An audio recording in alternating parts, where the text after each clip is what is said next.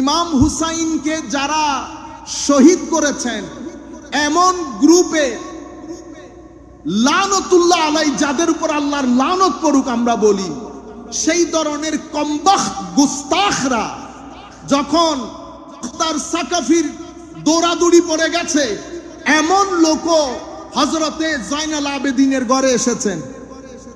মুখের মধ্যে ঘুমটা দিয়ে সে চেষ্টা করছে নিজের চেহারা ঢাকার জন্য। হযরত আলী জয়নাল আবেদিনের অবস্থা পরিবর্তন হয়ে গিয়েছিল কারবালার পরে। নিজের চোখে সবকিছু অবলোকন করেছে, কথাবার্তা বন্ধ করে দিয়েছে। একটা সময় এসেছে কাবা শরীফের পাশে নিজের মাথার উপরে শল দিয়ে, যেটাকে আপনারা শাল বলেন, সেই এশারের নামাজের পর থেকে আল্লাহর দরবারে ফরিয়াদ করছে, আল্লাহ পৃথিবীতে যত পানি তার চেয়ে আমার গুনাহ বেশি। আল্লাহ পৃথিবীতে তুমি যত গাছ বানিয়েছো তার চেয়ে আমার গুনাহ বেশি। আল্লাহ পৃথিবীতে যত খালি জায়গা পড়ে আছে তার চেয়ে আমার গুনাহ বেশি। ইনি এভাবে আল্লাহর দরবারে ফরিয়াদ করছেন, আর সেই কারবালার স্মৃতিকে অন্তরে ধারণ করে গগন বিদারী আওয়াজে ক্রন্দন করছিলেন। পাশে একটা বাবা বসা, উনি আল্লাহর দরবারে ফরিয়াদ করলেন, আল্লাহ বড় গুনাহগার বাচ্চা হবে। সেই এশারের নামাজের পর থেকে কান্না করছে, মাওলা তাহাজ্জুদের টাইম শেষের দিকে, আল্লাহ তোমার দরবারে ফরিয়াদ করছি, তুমি এই বাচ্চাটাকে মাফ করে দাও আল্লাহ। এটা বলার পরে বাবা ওই বাচ্চার সামনে গেলেন, যেহেতু শল দিয়ে ঢাকা, দেখছেন না উনি আসলে কে। বলছেন, বাবা অনেক গুনাহগার মানুষ হবে, সেই এশারের পর থেকে কান্নাকাটি করছো, হয়েছে অনেক, আল্লাহ মাফ করে দিবেন, আমার আল্লাহ ক্ষমাশীল, আমার আল্লাহ দয়াশীল। এটা বলে বলছে, বাবা চেহারা থেকে শালটা তো একটু উঠাও, আমি দেখি তুমি কোন বাড়ির বাচ্চা। শাল তুলার দে বাবা হু করে আওয়াজ করে বেহুশ হয়ে পড়ে গেলেন। অতঃপর তাকে পানি দিয়ে হুঁশে আনা হলো। তখন আল্লাহর দরবারে বললেন, আল্লাহ এই ইমামদের যদি এই শান হয়, অর্থাৎ হুঁশে আসার পরে উনি দেখলেন উনি আর কেউ না, হযরতে আলী জয়নাল আবেদিন রাদিয়াল্লাহু তাআলা আনহু। এই আলী জয়নাল আবেদিনকে দেখে আবারও আল্লাহর দরবারে হাত তুললেন, আল্লাহ এই ইমামদের শান যদি এই হয় তো আমরা কোন কোর্টে গিয়ে দাঁড়াবো মাওলা। এটা হযরত ইমাম জাফরুস সাদিক রাদিয়াল্লাহু তাআলা আনহু হযরত সাহাল তুস্তারিকে বলেছেন, সাহাল তুমি আমার জন্য একটু দোয়া করিও। হায় হায়, এদের এটাকে বলে মাকামে আবদিয়ত। মাকামে আবদিয়ত মানে আমি আল্লাহর বান্দা, আল্লাহর দাস। আবদিয়ত মানি আমার মালিক যেভাবে চান সেভাবে জীবনকে অতিবাহিত করা। সুফিয়ায়ে কেরাম এটার এক্সাম্পল দিচ্ছেন কিরকম, এগুলা বলতেও ভয় করে। কেন? হযরতে গৌসুল আজম বলেছেন, সুফিয়ায়ে কেরামের এই বড় বড় কথাগুলা বলার নাম তাসাউফ না, তসবিহ হাতে হাঁটার নাম তাসাউফ না, ক্রন্দন ক্রন্দন অবস্থায় কথা বলা তাসাউফ না। তো হুজুর তাসাউফ কিসের নাম? তাসাউফ ভিতর জগতের সবকিছু ভেঙে চুরে একাকার করে হুসাইনিয়ত প্রতিষ্ঠা করার নাম তাসাউফ। সম্মানিত উপস্থিতি, সুফিয়ায়ে কেরাম বলছেন, আপনি যখন মৃত ব্যক্তিকে গোসল দেন, মৃত ব্যক্তির কোনো পছন্দ অপছন্দ থাকে না। আপনি হাত তুলছেন, হাত নামাচ্ছেন, পা তুলছেন, পা নামাচ্ছেন, উনি কোনো লাইকিং ডিসলাইকিং শেয়ার করতে পারছেন না আপনার সাথে। আব্দ কাকে বলে? আব্দ হচ্ছে সেই ব্যক্তি যাকে আমার আল্লাহ যেভাবে রাখেন, যেই অবস্থায় রাখেন, প্রত্যেকটা অবস্থায় আল্লাহর দরবারে একটা মুস্কি হাসি দিয়ে বলেন আলহামদুলিল্লাহ। সেই কারণে মাকামে আবদিয়ত তাসাউফ জগতের মধ্যে অন্যতম একটা অবস্থানের নাম। আর মাকামে আবদিয়তে আসমানে উঠার জন্য সবচেয়ে বড় জিনিস যেটা, সেটাকে বলে মাকামে রেজা। মাকামে রেজা মানি আল্লাহ যে অবস্থায় রাখেন, আমি আপনাকে শুরুতেই বলে দিচ্ছি আলহামদুলিল্লাহ।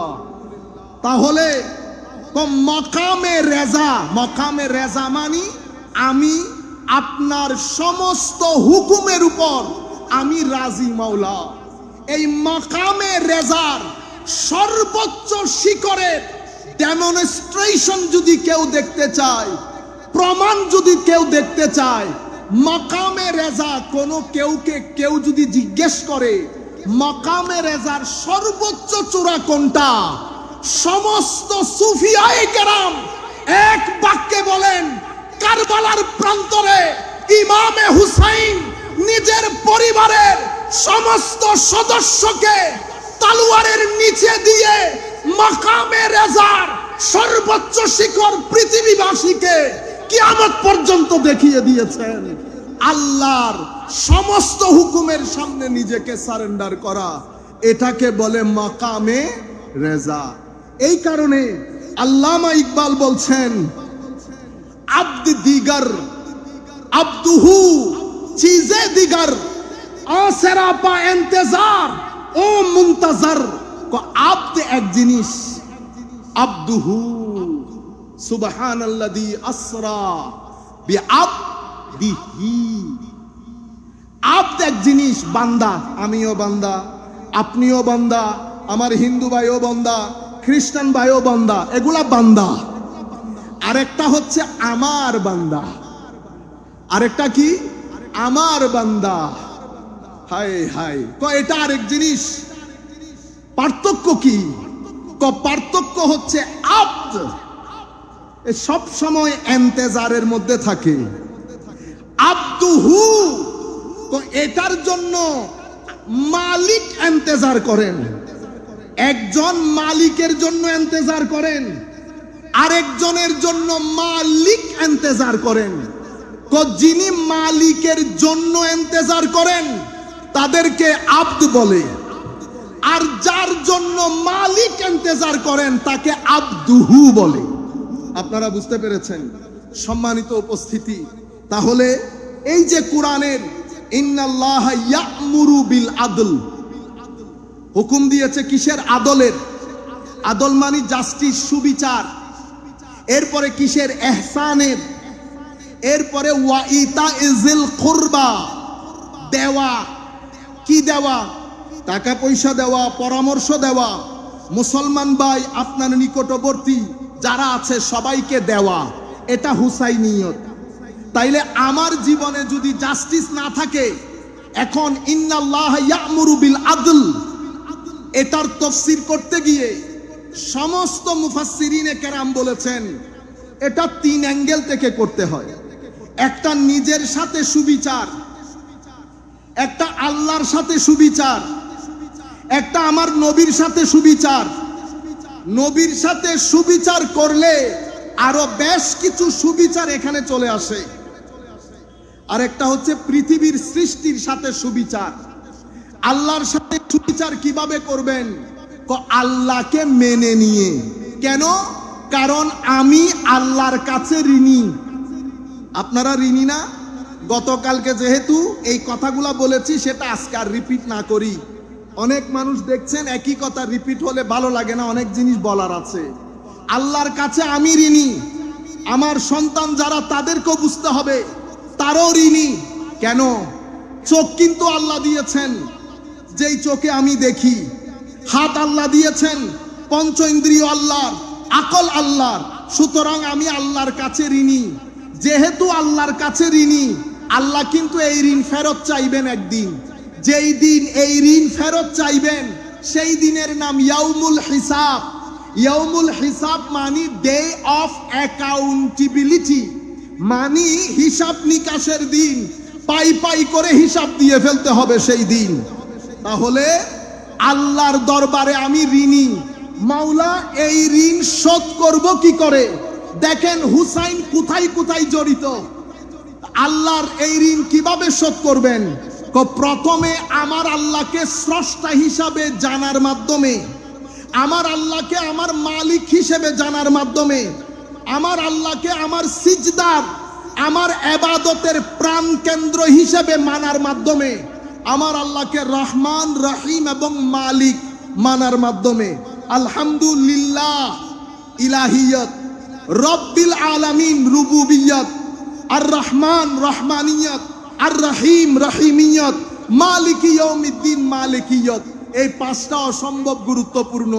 শুরুও করেছেন এই পাঁচটা দিয়ে, কোরআন শরীফ শেষও করেছেন এগুলা দিয়ে। কুল আউযু বিরব্বির রুবুবিয়ত, আলহামদুলিল্লাহি রব্বিল রুবুবিয়ত। এরপরে কুল আউযু বিরব্বিন নাস মালিকিন নাস মালিকি ইয়াউমিদ্দিন। এখানে কি বলেছে? মালিকিন নাস ইলাহিন নাস। শুরুতে বলেছেন আলহামদুলিল্লাহ, শুরু করেছে ইলা দিয়ে, মানে গেট খুলেছে ইলা দিয়ে, গেট বন্ধ করেছে ইলা দিয়ে। ইলাহিয়ত, মালিকিয়ত, রহমানিয়ত, রহিমিয়ত, রুবুবিয়ত। রুবুবিয়ত মানে আমাকে পালেন আমার আল্লাহ, আমার মালিক আমার আল্লাহ, আমার রহমান আমার আল্লাহ, রহিম আমার আল্লাহ, আমার ইবাদতের প্রাণ কেন্দ্র আমার আল্লাহ। এগুলা মানার মাধ্যমে আল্লাহর ঋণকে শোধ করতে হবে। এখন ইমামে হুসাইন এখানে কেন রেলেভেন্ট? সম্মানিত উপস্থিতি, আমার রাসূল হাদিসে পাকের মধ্যে ইরশাদ করেছেন, আহিবুল্লাহ, আল্লাহকে মহব্বত করো, লিমা ইয়াগযুকুম বিনিআমিহি আও কামা ক্বালা নবী সাল্লাল্লাহু আলাইহি ওয়াসাল্লাম। যেহেতু আপনাকে আল্লাহ আল্লাহর নিয়ামতের মধ্যে কি করেছেন? ডুবিয়ে রেখেছেন। সেই কারণে আল্লাহকে মহব্বত করবেন। আর আল্লাহর মহব্বত পরিপূর্ণ হবে না যতক্ষণ তুমি আমাকে মহব্বত না করবে।